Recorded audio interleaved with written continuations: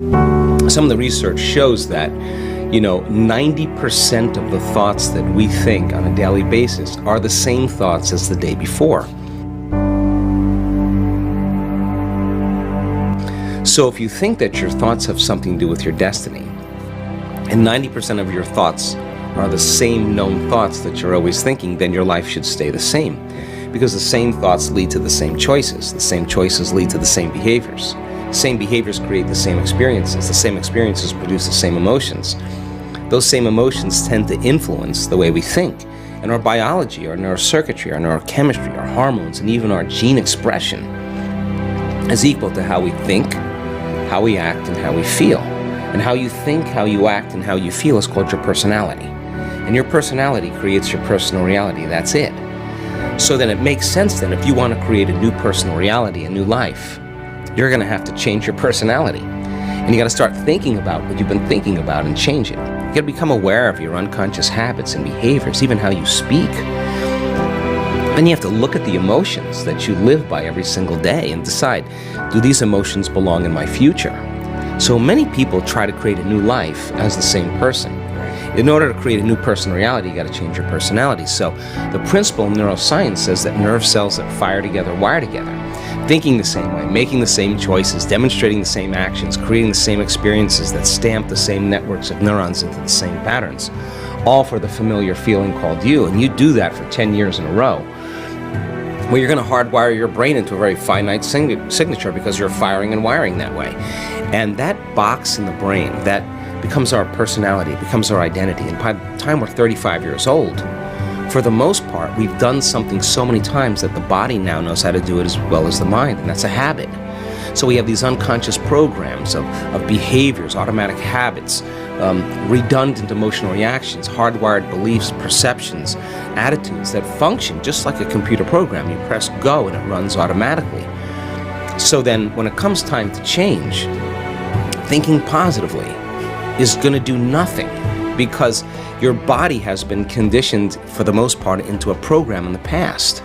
So the thought never makes it to the body because the body's on a different program. So how do we begin to influence the body so that the thought actually produces some type of change? So think about it. If you think an unhappy thought, you're going to feel unhappy.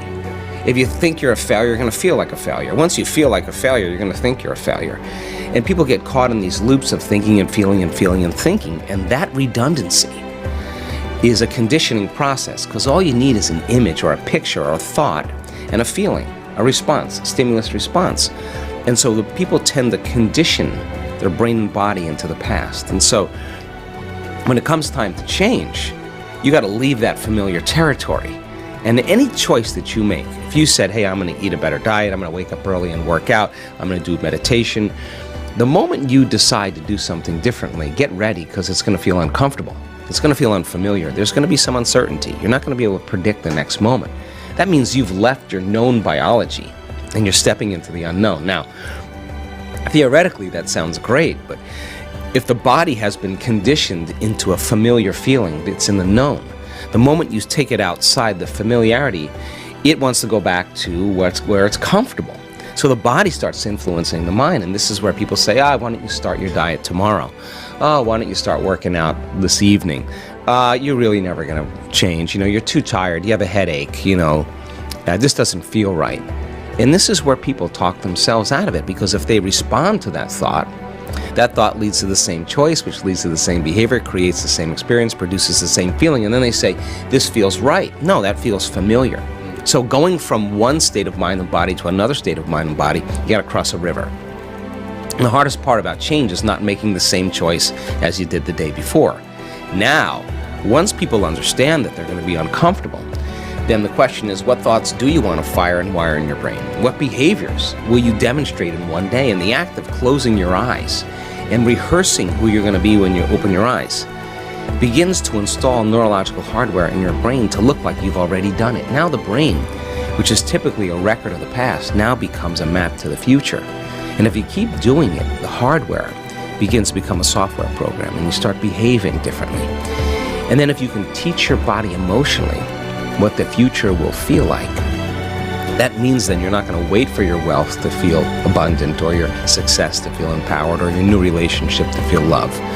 In fact, the moment you start feeling abundant, you're generating wealth. The moment you start embracing empowerment, you're stepping towards your success. The moment you're in love with yourself and you're in love with life, you start creating equals in your life. Now that's causing an effect in your life.